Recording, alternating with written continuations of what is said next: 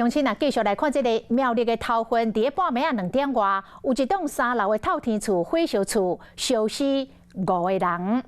当时，这个消防队是出动着救护车甲消防车，总共21台车去拍火救人。啊，伫个2楼后壁房间发现厝主一家口4个人，拢已经无生命现象，分别是35岁厝主、41岁越南籍的太太，甲8岁甲6岁查囝。另外，伫个3楼的楼梯间发现一个女义工，已经烧甲臭焦。还有一对义工翁仔某是跳楼逃生，啊，这个查甫的是走去，查某的是骹目受伤，送上病院。透天厝的2楼拢着火，并且拖到顶个站，火是愈烧愈猛，这是透早2点外。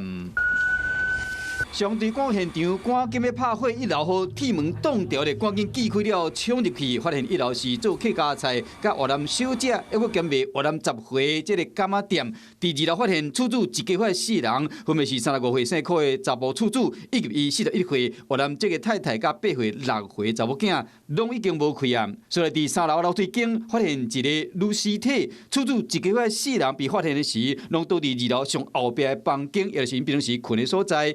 被发现的是4人拢无大面积的受伤，所以讲消防队判断2个大人、2个囡仔应该是伫困的时，使着乌烟十分气，无法度逃生。加上这间厝敢若一个楼梯是唯一的出入口，导火点可能伫2楼。大火到乌烟为楼梯冲起楼顶，甲冲落去楼骹，嘛造成3楼的女义工走去楼梯间的时被烧死。3楼还有一个人。一个人。你住几楼？3楼啊。30岁越南籍女义工抱着厝做到互相的安慰，伊甲另外2位义工拢伫透天厝3楼睡厝。火烧厝的时，有一个女义工被烧死，伊甲另外一个敢若是因翁的男性义工跳楼逃生，骹目有受伤，被送去病院。不是电线抽的是抽烟的问题，因为他们复杂。大概要5分钟就有火苗了。那救护车来的时候已经火很大了。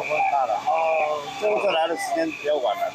消防队表示讲，透早2点12分接到报案，随出动消防车、救护车总共21台。先到现场是伫2点17分，顺利布水线拍火，3点48分将火拍花。这摆火烧厝夺走5条人命，1个人受伤。导火点敢若是伫被烧了上严重的2楼。啊，若导火原因是烧拍电，还是有人为的意外，消防单位爱去调查。Hello， 我是冯维之。想要抢先掌握最及时的新闻资讯吗？赶快订阅、按赞、开启小铃铛，锁定华视新闻 YouTube 频道。